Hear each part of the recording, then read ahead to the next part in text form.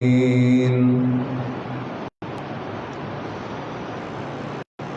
الله تبارك وتعالى في كلامه المجيد وفرقانه الحميد لقد رضي الله عن المؤمنين إذ يبايعونك تحت الشجرة فعلم ما في قلوبهم فأنزل السكينة عليهم وأصابهم فتحا قريبا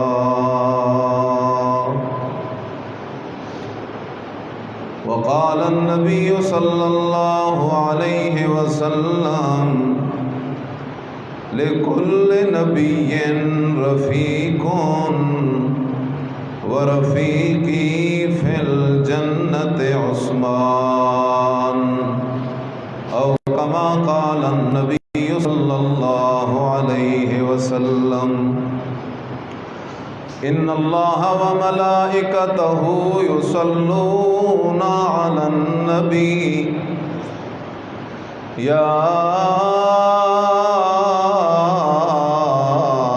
أيها الذين آمنوا صلوا عليه وسلموا تسليما اللهم صل على محمد وعلى آل محمد كما صليت على إبراهيم وعلى آل إبراهيم إنك حميد مجيد اللهم بارك على محمد وعلى آل محمد كما باركت على إبراهيم وعلى آل إبراهيم إنك حميد مجيد سبحان ربك رب العزة عما يصفون وسلام على المرسلين والحمد لله رب العالمين.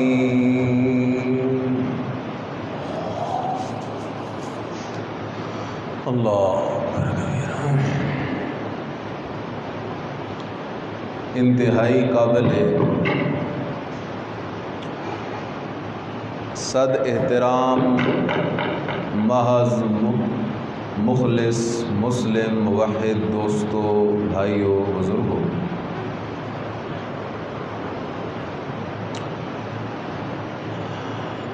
آج 19 ذی الحج ہے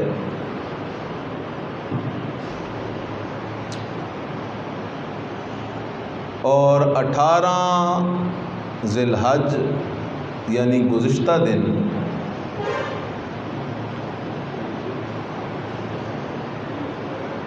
وہ یوم شہادت ہے.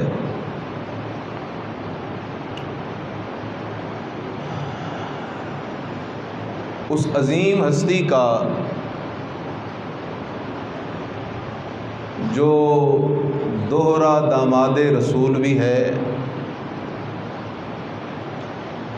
سخاوت میں بے مثال بھی ہے،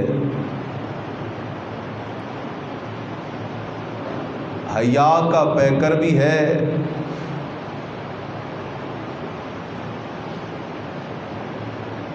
خلیفہ سوئم بھی ہے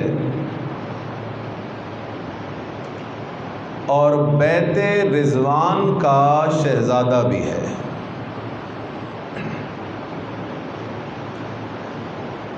اور اس ہستی کا نام ہے سیدنا حضرت عثمان رضی اللہ تعالی عنہ.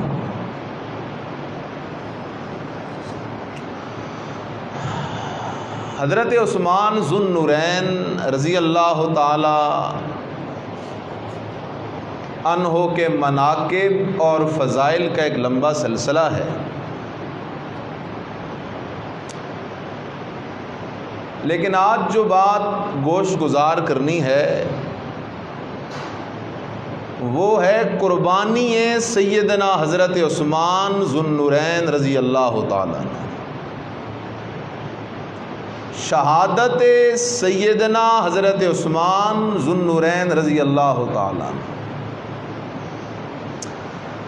ویسے اگر غور کیا جائے تو 12 کے 12 مہینے اسلام کے وہ اسلام پر قربان ہونے کا منظر پیش کر رہے ہیں۔ نبی علیہ السلام کی سیرت کو دیکھا جائے، آپ کی زندگی میں آپ کے بعد خلفائے اربعہ کی زندگی میں دور حضرت امیر معاویہ رضی اللہ تعالیٰ عنہ میں اگر دیکھا جائے تو صحابہ والہانہ اپنی جانیں، اپنے مال اور اپنی اولاد قربان کرتے رہے اسلام پر، اور ان صحابہ کی قربانیوں کی وجہ سے اسلام کا درخت اتنا تنا آور ہو گیا، اتنا مضبوط ہو گیا تھا کہ کفار اپنے بلوں میں گھس گئے تھے۔ لیکن پھر جب امت مسلمہ نے اس کام کو چھوڑا جس کام میں اللہ نے اسلام اور مسلمان کی عزت رکھی تھی، اور وہ کام ہے جہاد فی سبیل اللہ کا، تو آج وہ وقت آ گیا کہ کفار غالب ہیں اور مسلمان مغلوبیت کی زندگی بسر کر رہے ہیں۔ تو عرض کر رہا ہوں کہ ویسے تو سارا سال ہی قربانیوں کا سال ہے، شہادتوں کا سال ہے، لیکن یہ ماہ ذوالحج اور ماہ محرم ان کو ذرا خصوصیت حاصل ہے۔ ماہ ذوالحج کے اندر خلیل کی قربانی ہے کہ حضرت ابراہیم خلیل اللہ علیہ السلام نے اپنے رب کی خوشنودی کو پانے کے لیے اپنے لال کو ذبح کرنے کا عزم مصمم کر لیا، اور محرم کے اندر نواسہ رسول ابن بطول جگر گوشہ حضرت علی المرتضیٰ رضی اللہ تعالی عنہ حضرت حسین رضی اللہ تعالی عنہ کی شہادت ہے۔ یہ دو اکثر لوگوں کے علم میں ہیں، لیکن ان دو قربانیوں کے درمیان 10 ذی الحج اور 10 محرم کے درمیان ایک اور قربانی ہے، مظلوم مدینہ کی قربانی۔ 40 دن تک بھوکے پیاسے رہنے والے خلیفہ سوم حضرت سیدنا عثمان ذو النورین رضی اللہ تعالیٰ عنہ کی قربانی ہے۔ اور ہم جب کسی صحابی کی شہادت کا تذکرہ کرتے ہیں تو مقصد رلانا نہیں ہوتا، مقصد دلوں میں بزدلی پیدا کرنی نہیں ہوتی، مقصد یہ ہوتا ہے کہ شہادت تو وہ منصب ہے جو کسی قسمت اور مقدر والے کو ملتا ہے۔ اس لیے مسلمان شہادت پہ رویا بھی نہیں کرتے، شہادت پہ ماتم بھی نہیں کیا کرتے، بلکہ شہادت کا منصب نصیب ہو تو اس نعمت عظمیٰ پہ اپنے رب کا شکریہ ادا کیا کرتے ہیں۔ خیر، نبی علیہ السلام کی وفات کے بعد پہلے خلیفہ برحق وہ سیدنا ابو بکر صدیق رضی اللہ تعالی عنہ ہیں۔ آپ کی وفات کے بعد دوسرے خلیفہ برحق وہ حضرت عمر فاروق رضی اللہ تعالی عنہ ہیں، اور دور فاروقی میں اتنا جہاد ہوا، مسلمانوں کو اتنی فتوحات ملی کہ یہود کی اور کفار کی بالکل کمر ٹوٹ گئی، کیونکہ جس طرف فاروقی لشکر رخ کرتا تھا کفار آگے آگے بھاگتے جا رہے تھے۔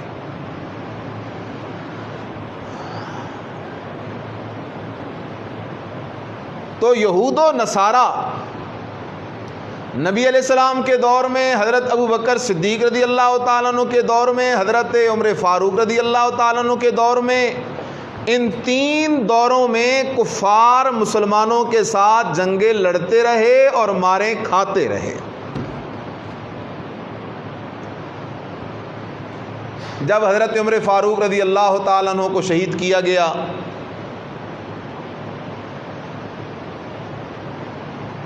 آپ کی شہادت کے بعد یہودیوں نے سر جوڑ لیے، عیسائیوں نے سر جوڑ لیے کہ تلوار سے تو ہم مسلمان کو شکست نہیں دے سکے۔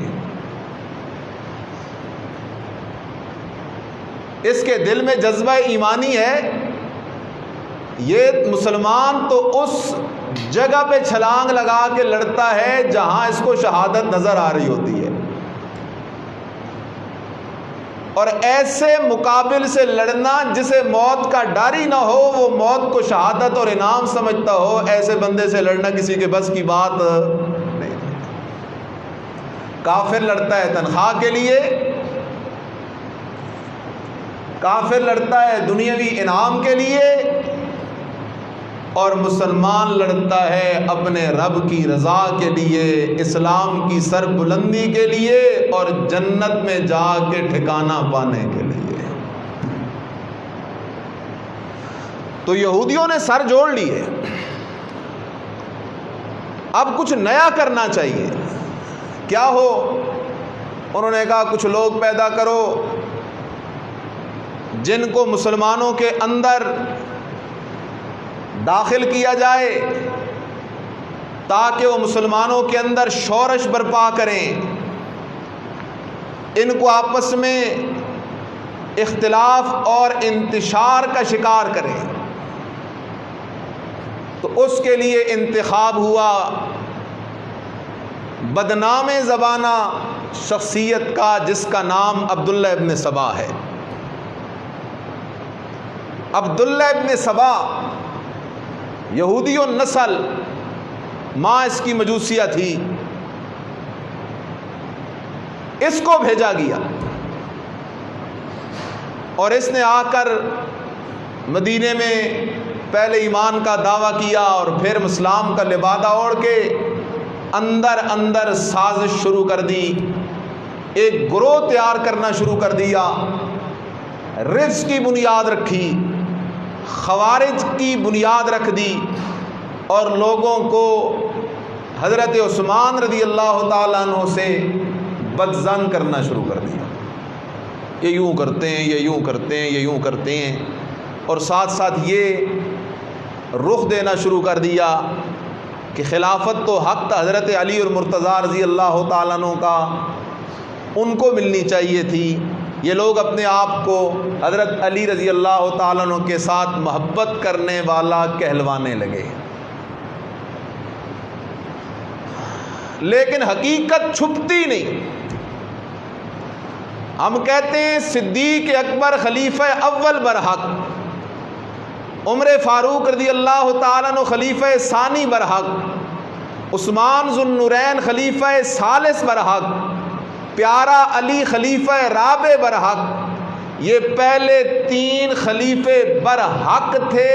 اس کی سب سے بڑی دلیل یہ ہے کہ ان سب کے ہاتھ پر بیعت کی ہے حیدر کرار حضرت علی المرتضیٰ رضی اللہ تعالی عنہ نے، جو علی خود ابو بکر صدیق کو اپنا امام مان رہا ہے، جو علی خود عمر فاروق کو اپنا امام مان رہا ہے، جو علی خود عثمان ذو النورین کو اپنا امام مان رہا ہے۔ لہذا علی کو ماننے کے لیے ان تینوں کو اپنا امام ماننا پڑے گا۔ بہرحال سازش شروع ہو گئی، لمبی بات ہے، ان لوگوں نے زور پکڑا اور حضرت عثمان رضی اللہ تعالیٰ عنہ کی مخالفت کرنے لگے، یہ خارجی، یہ بلوائی، حتیٰ کہ ایک دن حضرت عثمان رضی اللہ تعالیٰ عنہ ممبر رسول پہ کھڑے خطبہ ارشاد فرما رہے تھے، یہ مسجد کے کونوں سے کھڑے ہو گئے، ایک نے کہا آپ خطبہ دینے کا حق نہیں رکھتے، دوسرے نے کہا آپ حق نہیں رکھتے، تیسرے نے کہا آپ حق نہیں رکھتے، شور ہو گیا۔ حضرت عثمان رضی اللہ تعالیٰ عنہ کے ہاتھ سے وہ عصا، جو عصا نبی علیہ السلام ہاتھ میں پکڑ کے خطبہ دیا کرتے تھے، عمر فاروق رضی اللہ تعالیٰ عنہ ہاتھ میں پکڑ کے خطبہ دیا کرتے تھے، وہ عصا چھین کر ان خارجیوں بلوائیوں نے توڑ دیا، حتیٰ کہ حضرت عثمان رضی اللہ تعالیٰ عنہ کو گھسیٹ کر مار کر انہوں نے ممبر سے اتار دیا، آپ بے ہوش ہو گئے، آپ کے خطبہ جمعہ پر انہوں نے پابندی لگا دی۔ بڑے لوگ اکٹھے ہوئے، دوسری طرف صحابہ تیار ہیں، لیکن عثمان رضی اللہ تعالیٰ عنہ نے منع کر دیا کہ مدینہ الرسول کے اندر خون ریزی نہیں کرنی، میں اپنے مرشد کے اس مدینے کو خون سے لت پت نہیں دیکھنا چاہتا، صبر کرو۔ بات بڑھتی گئی، القصہ حضرت عثمان رضی اللہ تعالیٰ عنہ کو اپنے گھر کے اندر نظر بند کر دیا گیا۔ القصہ کہ حضرت عثمان رضی اللہ تعالیٰ عنہ کا کھانا پانی دانا بھی بند کر دیا گیا، باہر ان لوگوں کا پہرا ہے۔ آخر حضرت عثمان رضی اللہ تعالیٰ عنہ نے حضرت علی رضی اللہ تعالیٰ عنہ اور باقی چند صحابہ کے نام پیغام بھیجا کہ انہوں نے تو میرا کھانا پانی دانا بند کر دیا ہے، اگر تم کچھ کر سکتے ہو تو پانی کا بندوبست کرو۔ حضرت علی المرتضیٰ رضی اللہ تعالیٰ عنہ وہ پانی کا مشکیزہ لے کر چل پڑے۔ ان باغیوں نے حضرت علی رضی اللہ تعالیٰ عنہ پہ بھی حملہ کیا، آپ کے ہاتھ سے مشکیزہ چھین لیا، پانی کو ضائع کر دیا۔ صرف حضرت علی رضی اللہ تعالیٰ عنہ اتنا کر سکے کہ اپنا امامہ سر پہ اس سے اتار کر وہ جو خلافت کا محل تھا حضرت عثمان رضی اللہ تعالیٰ عنہ کا، اس کی دیوار پہ اپنا امامہ پھینک دیا تاکہ عثمان کو پتہ چل جائے کہ میں نے تو اپنی کوشش کی ہے لیکن یہ ظالم مجھے پانی اندر تک پہنچانے نہیں دیتے۔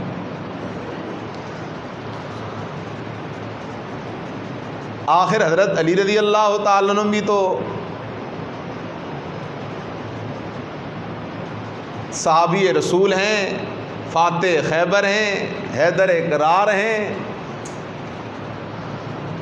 پیارے علی کے دل میں بھی تو وہ وقت کی یاد موجود ہے جب نبی علیہ السلام نے رشتہ طے کیا سیدہ فاطمہ الزہرا رضی اللہ تعالی عنہا کے ساتھ حضرت علی رضی اللہ تعالیٰ عنہ کا۔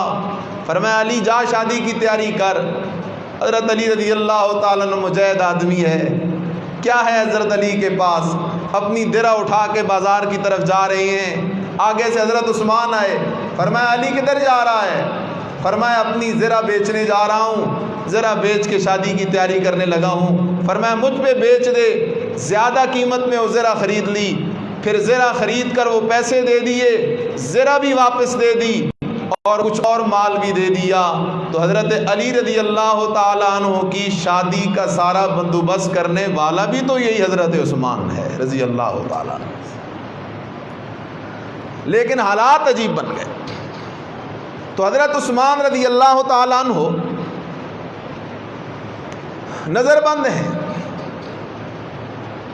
حضرت مغیرہ بن شعبہ رضی اللہ تعالیٰ عنہ آپ کے پاس گئے اور آپ سے درخواست کی، امیر المومنین یا تو حکم کریں ہم آپ کے ساتھ ہیں، ان خارجیوں کے ساتھ ہم جہاد کریں، ہم لڑیں، اور یا آپ اس طرح کریں کہ نکل جائیں یہاں سے چلے جائیں مکہ المکرمہ، اور یا آپ اس طرح کریں کہ یہاں سے دمشق کوچ کر جائیں، وہاں حضرت امیر معاویہ رضی اللہ تعالیٰ عنہ ہیں، وہ آپ کی حمایت میں کھڑے ہوں گے مضبوط، اور یہ آپ کو نقصان نہیں دے سکیں گے، نہیں تو یہ آپ کے قتل کے در پہ ہیں۔ حضرت عثمان رضی اللہ تعالیٰ نے فرمایا مدینہ بھی نہیں چھوڑ سکتا، اور مدینہ کو خون سے لت پت بھی نہیں کروا سکتا۔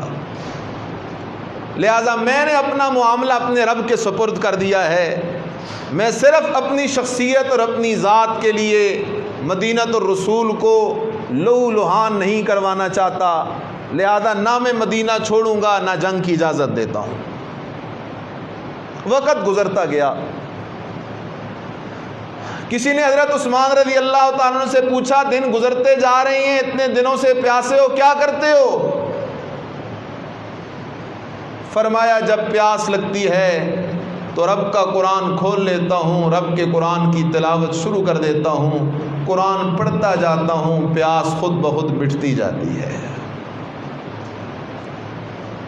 آخر ایک دن حضرت عثمان رضی اللہ تعالیٰ عنہ اپنے گھر کی چھت پر کھڑے ہو گئے اور ایک خطبہ دیا، اور حضرت عثمان رضی اللہ تعالیٰ عنہ کا وہ مظلومانہ خطبہ قیامت تک باضمیر لوگوں کے دلوں پہ دستک دے رہا ہے۔ کیا فرمایا حضرت عثمان رضی اللہ تعالیٰ عنہ نے؟ فرمایا اے اہل مدینہ، اے باغیو، کیا تمہیں وہ وقت یاد نہیں جب ایک دن نبی علیہ الصلوۃ والسلام کھڑے ہو کر خطبہ دے رہے تھے اور آپ کی زبان مبارک پیاس سے خشک ہوئی جا رہی تھی، اور مدینے کے اندر میٹھے پانی کا صرف ایک کنواں تھا جس کا مالک یہودی تھا، مسلمان پانی کو ترستے تھے، تو نبی علیہ السلام نے فرمایا ہے کوئی خوش نصیب جو اس یہودی سے کنواں خرید کر مسلمانوں کے لیے وقف کر دے، میں اس کو ضمانت دیتا ہوں اللہ پاک اس کو جنت کے اندر اعلیٰ مقام نصیب فرمائے گا۔ تمہیں یاد نہیں کہ میں نے وہ کنواں بیر روما 20,000 درہم کا خرید کر مسلمانوں کے لیے وقف کیا تھا؟ ظالموں، آج تم مجھے اس کنویں کا ایک گھونٹ پانی دینے کے لیے بھی تیار نہیں ہو۔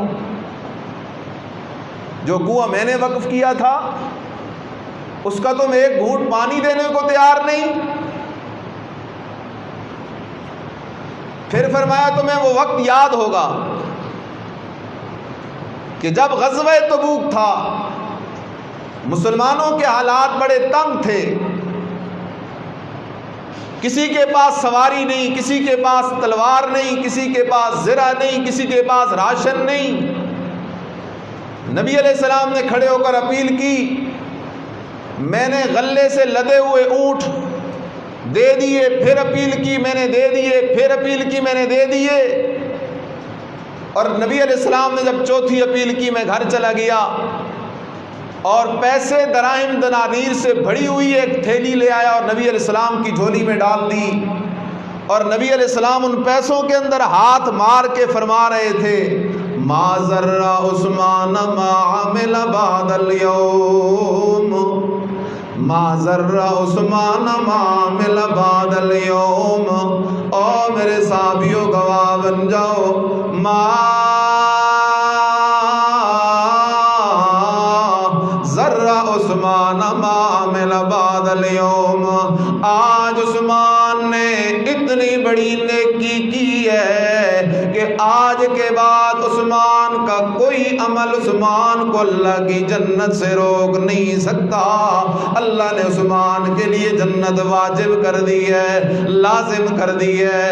عثمان کے شہید ہونے میں تو دیر ہے، عثمان کے بدن سے روح نکلنے میں تو دیر ہے، لیکن اللہ کی جنت میں داخلے کے اندر دیر کوئی نہیں۔ او ظالموں، کیا تمہیں وہ دن یاد نہیں ہے جب نبی علیہ السلام مسجد نبوی میں کھڑے ہو کر خطبہ دے رہے تھے؟ مسجد نبوی بالکل تنگ تھی، اس کے اندر صحابہ سما نہیں رہے تھے، گرمی کے دن تھے اور صحابہ گرمی کی وجہ سے پریشان تھے، مسجد نبوی تنگ پڑ گئی تھی۔ نبی علیہ السلام نے فرمایا تم میں ہے کوئی مومن بندہ جو مسجد نبوی کی توسیع کا بندوبست کرے، اللہ اس کے بدلے میں اس کے لیے جنت الفردوس کے اندر محل تعمیر کروائے گا۔ حضرت عثمان کہنے لگے مدینے والوں، اور مسجد نبوی کی توسیع کا جو موقع تھا اس کی توفیق بھی اللہ نے مجھے دی ہے، غزوہ تبوک کے موقع پہ مال لگانے کی توفیق بھی اللہ نے مجھے دی ہے، اور بیر روما خرید کر اسے مسلمانوں کے لیے وقف کرنے کی توفیق بھی اللہ نے مجھے دی ہے۔ اور باغیوں، تمہیں وہ دن یاد نہیں ہے جب میں نبی علیہ السلام اور حضرت ابوبکر صدیق رضی اللہ تعالیٰ عنہما ہم تینوں احد کے پہاڑ پہ چل رہے تھے، احد کے پہاڑ پہ جا رہے تھے، احد کے پہاڑ نے ہلنا شروع کر دیا، حرکت شروع کر دی۔ نبی علیہ السلام نے احد کے پہاڑ پہ قدم مار کے فرمایا، اور احد اپنے مقام پہ ٹھہر جا، ٹک جا، حرکت نہ کر، اس لیے کہ انا علیک نبی و صدیق و شہید، اور احد پہاڑ تیرے اوپر چلنے والا ایک اللہ کا نبی ہے، دوسرا صدیق ہے اور تیسرا شہید ہے۔ کیا تمہیں وہ وقت یاد نہیں ہے؟ لیکن انسان کے دل پہ جب مہر لگ جائے تو قرآن اثر نہیں کرتا، عثمان کی باتیں کیا اثر کرتی؟ انہوں نے حضرت عثمان رضی اللہ تعالیٰ عنہ کی ایک بھی نہ سنی۔ دن گزرتے گئے، 40 دن گزر گئے بھوک و پیاس میں، اللہ اکبر، اتنے دن گزر گئے۔ ایک دن حضرت عثمان رضی اللہ تعالیٰ عنہ رات کو خواب دیکھتے ہیں۔ خواب کیا دیکھتے ہیں؟ نبی علیہ السلام ہیں، صدیق اکبر ہیں، حضرت عمر فاروق رضی اللہ تعالیٰ عنہ مجمعین۔ خواب میں اپنے مرشد کو دیکھا، اپنے یاروں کو دیکھا۔ یار کہنے لگے عثمان تیاری کر لے، کیونکہ ہم نے تیرے لیے یہاں افطاری کا بندوبست کیا ہوا ہے، ہمارے پاس آنے کی تیاری کر لے۔ حضرت عثمان رضی اللہ تعالیٰ عنہ نے جو یہ خواب دیکھا سمجھ گئے میری شہادت کا وقت قریب ہے۔ بشارت تو پہلے نبی علیہ السلام دے چکے تھے، سمجھ گئے کہ شہادت کا وقت قریب ہے۔ حضرت عثمان رضی اللہ تعالیٰ عنہ صبح ہوئی، اپنی بیوی حضرت نائلہ سے کہنے لگے میری شہادت کا وقت قریب ہے، میں نے خواب دیکھا ہے، اس لیے میرے لیے وہ کرتا نکال، وہ لباس نکال جو لباس میں نے کبھی نہیں پہنا، میرا پاک صاف لباس نکال۔ وہ کرتا سے بے تن کر لیا، اور حضرت عثمان رضی اللہ تعالیٰ عنہ قرآن لے کے بیٹھ گئے۔ دل کے اندر شوق شہادت بھی ہے، دل میں شوق ملاقات مصطفیٰ بھی ہے، دل میں اپنے یاروں کی ملاقات کا شوق لیے ہوئے بیٹھے ہیں، قرآن کی تلاوت کرتے جا رہے ہیں، قرآن پڑھتے جا رہے ہیں۔ اللہ اکبر! عثمان وہ عظیم شہید ہے جس کی زندگی کا آخری عمل اللہ کے قرآن کی تلاوت ہے۔ نبی علیہ السلام نے فرمایا لوگوں دن قیامت کا ہوگا، جو بندہ جس عمل پہ مرے گا اس عمل پہ اٹھایا جائے گا، اور میدان محشر ہوگا، کوئی کس حال میں اٹھے گا، کوئی کس حال میں اٹھے گا۔ واہ عثمان تیرے مقدر پہ قربان جاؤں، جب قیامت کا دن ہوگا زبان عثمان کی ہوگی اور کلام رب رحمان کا ہوگا۔ حضرت عثمان رضی اللہ تعالیٰ عنہ تیار ہو کے بیٹھے ہیں، تیار ہو کے بیٹھے ہیں، اتنے کے اندر وہ باغی دیوار پھلانگ کے اندر آ گئے۔ ایک ظالم نے لوہے کی لٹ گھما کے حضرت عثمان رضی اللہ تعالیٰ عنہ کے سر پہ جو ماری، حضرت عثمان رضی اللہ تعالیٰ عنہ زخمی ہو کے گر گئے۔ دوسرا ظالم آگے آیا، اس ظالم نے تلوار جو چلانی چاہیے تو حضرت نائلہ نے آگے سے ہاتھ رکھا، حضرت نائلہ کی انگلیاں کٹ گئیں۔ تیسرا ظالم آیا، وہ حضرت عثمان رضی اللہ تعالیٰ عنہ کے سینے کے اوپر چڑھ کے بیٹھ گیا، حضرت عثمان رضی اللہ تعالیٰ عنہ کو مارنا شروع کر دیا، زد و کوب کرنا شروع کر دیا، حتیٰ کہ حضرت عثمان رضی اللہ تعالیٰ عنہ کی داڑھی پکڑ کر حضرت عثمان رضی اللہ تعالیٰ تعالیٰ عنہ کے چہرے پہ تھپڑ مارنے لگا۔ حضرت نائلہ نے اسے بد دعا دی، فرمایا او ظالمہ، اللہ تجھے اندھا بھی کرے، اللہ تیرے اس ہاتھ کو خشک کر دے جس ہاتھ سے تو عثمان کے چہرے پہ تھپڑ مار رہا ہے، اللہ تجھے لنگڑا کر دے اور اللہ تیری مغفرت کبھی نہ کرے۔ اللہ اکبر، یہ بد دعا دی حضرت نائلہ نے۔ حضرت نائلہ کی یہ بد دعا اس ظالم کو لگ گئی۔ محمد بن سیرین نقل کرتی ہیں، کہتے ہیں میں بیت اللہ کا طواف کر رہا ہوں، ایک بندہ ہے جو بیت اللہ کا طواف کیے جا رہا ہے اور ساتھ کہہ رہا ہے اللہم اغفر لی، اللہ مجھے بخش دے، لیکن مجھے یقین ہے کہ تو مجھے نہیں بخشے گا، اللہ مجھے بخش دے لیکن مجھے یقین ہے کہ تو نہیں بخشے گا۔ محمد بن سیرین کہتے ہیں میں نے اسے کہا او خدا کا بندہ، یہ کیسی دعا کر رہا ہے، ایک طرف کہتے اللہ مجھے بخش دے، دوسری طرف کہتے اللہ مجھے نہیں بخشے گا۔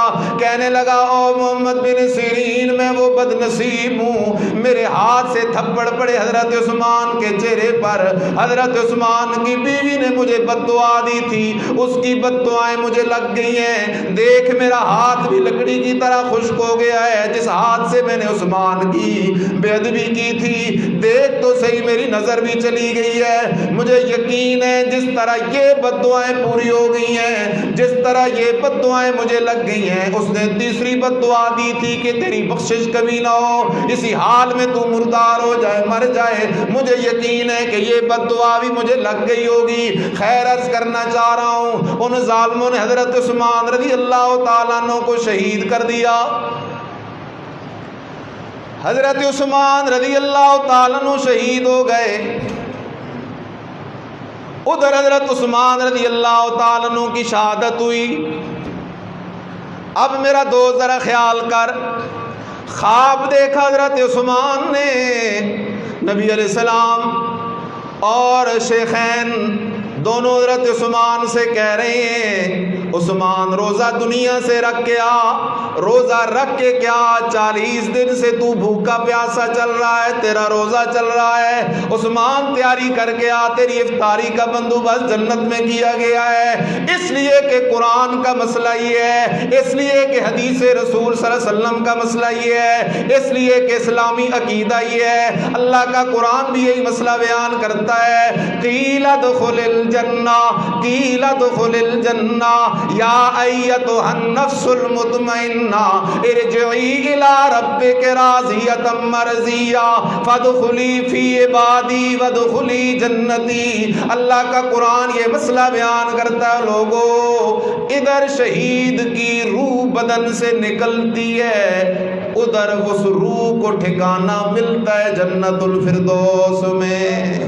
کدھر ٹھکانہ ملتا ہے؟ جنت الفردوس میں ٹھکانہ ملتا ہے۔ ادھر شہید کی روح بدن سے نکلی، ادھر پہنچ گئی جنت الفردوس کے اندر۔ اس لیے میرا بھائی ذرا خیال تو کرنا، ایک بڑھیا نبی علیہ السلام کے پاس آئی، ام حارثہ ہے، حضرت حارثہ کی اماں ہے، حضرت حارثہ جنگ بدر میں شہید ہو گئی ہیں، اور آ کے نبی علیہ السلام سے کہتی یا رسول اللہ صلی اللہ علیہ وسلم مجھے بتائیں تو صحیح میرا بیٹا جنت میں ہے یا نہیں، ان کان فی الجنت صبر، تو اللہ کے نبی اگر میرا لال جنت میں ہے تو میں صبر کروں گی، اور اگر جنت میں نہیں ہے فسترا ما اصنع، اللہ کے نبی آپ دیکھیں گے پھر میں کیا کرتی ہوں، میں نے رونا ہے، میں نے چلانا ہے اپنے بیٹے کے لیے۔ نبی علیہ السلام نے فرمایا او اماں تیرا کیا خیال ہے کہ اللہ کی کوئی ایک جنت ہے؟ نانا اللہ کی ایک جنت نہیں ہے، بل ہی جنان، بلکہ اللہ کی کئی جنتیں ہیں، اور تیرا بیٹا حارثہ جو بدر میں شہید ہوا ہے، ان ابنک اصحاب الفردوس الاعلی، تیرا بیٹا حارثہ تو جنت الفردوس میں پہنچ گیا ہے۔ کدھر پہنچ گیا؟ جنت الفردوس میں پہنچ گیا ہے۔ اس لیے میرا دوست خیال کر، حضرت عثمان رضی اللہ تعالیٰ عنہ شہید ہو گئے، یہ ساری چال تھی اس عبداللہ ابن سبا کی۔ شہادت سیدنا حضرت عثمان رضی اللہ تعالیٰ عنہ یہ عبداللہ ابن سبا کی سازش کا نتیجہ، جنگ صفین، جنگ جمل، عبداللہ ابن سبا کی سازش کا نتیجہ۔ اس لیے کہ تاریخ جھوٹی ہے، اللہ کا قرآن سچا ہے۔ بولو بولو، اللہ کا قرآن، اللہ کا قرآن، اللہ کا قرآن کیا کہتا ہے میرا دوست؟ دل کی کھڑکی کھول ذرا۔ اللہ کا قرآن کہتا ہے محمد الرسول اللہ والذین معہ اشداء علی الکفار رحماء بینہم۔ اللہ کا قرآن کہتا ہے او میرے بندو، اگر تمہیں تاریخ کہے کہ صحابہ کی آپس میں دشمنیاں تھیں، صحابہ کا آپس میں بغض تھا، صحابہ کی آپس میں عداوت تھی، ایسی تاریخ پہ بھی لعنت کرو، ایسے مورخ پہ بھی لعنت کرو، ایسے مولوی پیر پہ بھی لعنت کرو، آؤ میرے قرآن کی طرف۔ میرا قرآن تمہیں سچ بھی بتائے گا، لا ریب بتائے گا، بے عیب بتائے گا۔ ربا تیرے قرآن کا کیا فیصلہ ہے؟ فرمایا آؤ لوگوں میں تمہیں اپنے لاڈلے نبی محمد الرسول اللہ صلی اللہ علیہ وسلم کے صحابہ کا ذرا تعارف کراؤں۔ اللہ تیرے نبی کے صحابہ کیسے لوگ تھے؟ فرمایا محمد الرسول اللہ، لوگوں محمد میں اللہ کا سچا سچا رسول ہے۔ اللہ دلیل کیا ہے؟ فرمایا والذین معہ، والذین معہ، میرے نبی کے سچا ہونے کی دلیل ابو بکر صدیق ہے، میرے نبی کے سچا ہونے کی دلیل عمر فاروق ہے، عثمان ذو النورین ہے، علی حیدر کرار ہے، معاویہ پیارا ہے، سارے صحابہ ہیں۔ اس جیسے بے مثال شاگرد جس ہستی کے ہوں، وہ ہستی اللہ کی سچی سچی رسول ہو سکتی ہے، جھوٹا نہیں ہو سکتا۔ فرمایا محمد الرسول اللہ والذین معہ اشداء علی الکفار۔ فرمایا میرے نبی کے جو صحابہ ہیں وہ کافروں کے لیے بڑے سخت ہیں۔ کس کے لیے سخت ہیں؟ کس کے لیے سخت ہیں؟ کافروں کے لیے سخت ہیں، اپنوں کے لیے کوئی سخت نہیں۔ اشداء علی الکفار، کافروں کے لیے تو آگ ہیں، رحماء بینہم، تمہیں تاریخ بھلا کہتی رہے صحابہ آپس میں ایک دوسرے سے دشمن تھے، ان کا آپس میں بغض تھا۔ تاریخ کے پیچھے نہ جانا، میرے قرآن کے پیچھے آنا۔ میرا قرآن تمہیں بتا رہا ہے کہ صحابہ کی آپس میں ایسی زبردست محبت تھی جیسی محبت کسی ماں کو اپنے بیٹے کے ساتھ بھی نہیں ہو سکتی۔ یہ فیصلہ اللہ کے قرآن کا ہے۔ شہید ہو گئے حضرت عثمان رضی اللہ تعالیٰ عنہ۔ 2 دن یا 3 دن تک حضرت عثمان رضی اللہ تعالیٰ عنہ کا میت پڑا رہا، دفن کرنے کی اجازت کوئی نہیں۔ آخر کار رات کے اندھیرے میں حضرت علی رضی اللہ تعالیٰ عنہ کی نگرانی میں چند صحابہ نے آپ کا جنازہ پڑھا، آپ کا جنازہ پڑھا گیا، اور آپ کے بعد پھر خلیفہ رابع حضرت علی المرتضیٰ رضی اللہ تعالیٰ عنہ منصب خلافت پہ فائز ہوئے۔ لیکن میرا دوست خیال کر، حضرت عثمان رضی اللہ تعالیٰ عنہ کے مناقب کی طرف ایک نظر کرنا۔ کون عثمان؟ وہ عثمان جس نے کنواں خرید کر مدینہ کے اندر مسلمانوں کے لیے وقف کر دیا۔ کون عثمان جس نے مسجد نبوی کی توسیع کی۔ کون عثمان جس نے حضرت علی رضی اللہ تعالیٰ عنہ کی شادی کا سارا بندوبست کیا۔ کون عثمان؟ وہ عثمان جس کے لیے آمنہ کے لال نے بیعت لی، صحابہ سے خبر پہنچ گئی کہ عثمان کو مکے والوں نے شہید کر دیا ہے۔ نبی علیہ السلام نے فرمایا او میرے 1400 مریدو آ جاؤ آ جاؤ آ جاؤ، میرے ہاتھ پہ ہاتھ رکھ کے بیعت کرو، عثمان کے خون کا بدلہ لیے بغیر نہیں جائیں گے۔ بیعت شروع ہو گئی، صحابہ بیعت کرتے جا رہے ہیں، کرتے جا رہے ہیں، کرتے جا رہے ہیں۔ جب سارے صحابہ نے بیعت پوری کر لی، نبی علیہ السلام نے اپنا ہاتھ اپنے دوسرے ہاتھ پہ رکھ کے فرمایا ھذا ید عثمان، او مرید عثمان یہاں موجود تو نہیں ہے، لیکن میں اپنے ہاتھ سے عثمان کی طرف سے بیعت کرتا ہوں۔ نبی علیہ السلام نے اپنے ہاتھ کو عثمان کے ہاتھ کا قائم مقام بنایا، ادھر اللہ پاک کی رحمت نے جوش مارا، فرمایا ان الذین یبایعونک انما یبایعون اللہ، میرا لاڈلا تو نے تو اپنے ہاتھ کو عثمان کا ہاتھ قرار دے دیا ہے، اب میری رحمت جوش میں ہے میرا لاڈلا، ہاتھ تیرا ہے لیکن میرا اعلان ہے جو تیرے ہاتھ میں بیعت کر رہا ہے گویا کہ میں اللہ کے ہاتھ میں بیعت کر رہا ہے۔ اس لیے میرا دوست خیال کر، عثمان بڑی عظیم ہستی ہے رضی اللہ تعالیٰ عنہ، صحابہ کا دیوانہ بن، صحابہ کا پروانہ بن، اور عقیدہ یہ بنا نبی کے سارے صحابہ جنتی، سب کو نبی کے سارے صحابہ، نبی کے سارے صحابہ، نبی کے سارے صحابہ، اس لیے کہ یہ فیصلہ ہے اللہ کے قرآن کا، اور قرآن کہتا ہے کلن وعد اللہ الحسنی، لوگوں میں اللہ نے اپنے نبی کے سارے مریدوں کے ساتھ جنت کا وعدہ کر لیا ہے، اور اگر آمنہ کے لال کے مرید جنت نہیں جائیں گے تو پھر جنت کون جائے گا؟ اس لیے کہ ساری دنیا کے پیر آمنہ کے لال کے پاؤں سے لگنے والی خاک پہ قربان ہیں، اور ساری دنیا کے مرید آمنہ کے لال کے مریدوں میں سے کسی ایک مرید کسی ایک صحابی کے پاؤں سے لگنے والی خاک پہ قربان ہے۔